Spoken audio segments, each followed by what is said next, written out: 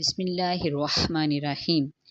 مسئلہ تقدیر کو سمجھنے کے لیے تقدیر کے دونوں پہلوؤں کو سمجھنا ضروری ہے۔ بے شک جو کچھ اللہ نے ہمارے لیے لکھ دیا ہے ہمیں اس پر یقین ہونا چاہیے، مگر اگر انسان اپنی تقدیر پر صابر و شاکر ہو کر سست و غافل بن کر بیٹھا رہے تو پھر اللہ نے قرآن کیوں اتارا؟ انسان کی اصلاح و ہدایت کے لیے اتنے انبیاء اور رسولوں کی ضرورت کیوں پیش آئی؟ اگر قسمت میں ہدایت لکھی ہی نہیں تھی تو ہدایت کے اتنے راستے کیوں بتائے گئے؟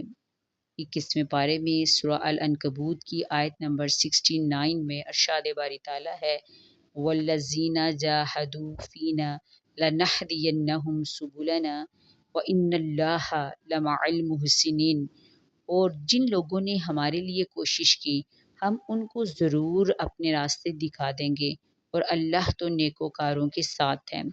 اسی طرح 27ویں پارے میں سورہ نجم کی آیت مبارکہ 39 اور 40 میں ارشاد باری تعالیٰ ہے، وَأَن لَيْسَ لِلْإِنسَانِ إِلَّا مَا سَعَى وَأَنَّ سَعْيَهُ سَوْفَ يُرَى، نہیں ہے انسان کے لیے لیکن وہی جس کی اس نے کوشش کی، اور بے شک اس کی کوشش دیکھی جائے گی۔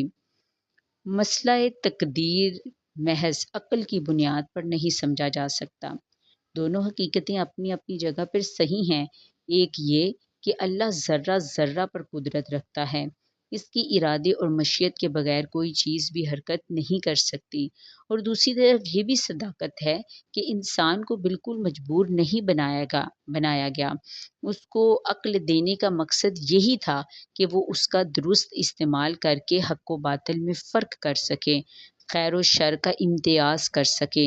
سزا اور جزا کا عمل بھی اسی لیے رکھا گیا۔ الغرض دونوں باتیں اپنی اپنی جگہ درست ہیں۔ ایک یہ کہ خدا کو اپنی مخلوق پر قدرت تعامہ حاصل ہے، اور یہ بھی حقیقت ہے کہ انسان اپنے عمل پہ کوئی نہ کوئی ایسا اختیار رکھتا ہے جس کی وجہ سے اس کو اس کے عمل کا ذمہ دار بنایا گیا ہے، اور اس کو خدا کے آگے جواب دہ ہونا پڑے گا۔ کوئی بھی انسان پیدائشی طور پر گمراہ نہیں ہوتا، بلکہ جب وہ اپنے اعضاء کا اللہ کے حکم کے مطابق درست استعمال نہیں کرتا تب اللہ عز و جل اس کو حق دیکھنے سے اندھا اور بہرا کر دیتا ہے۔ انسان کا فسق، کفر، غفلت اور قلب کی دوسری بیماریاں پہلے ہوتی ہیں، اور اللہ کی طرف سے جواب میں دل پر مہر لگتی ہے۔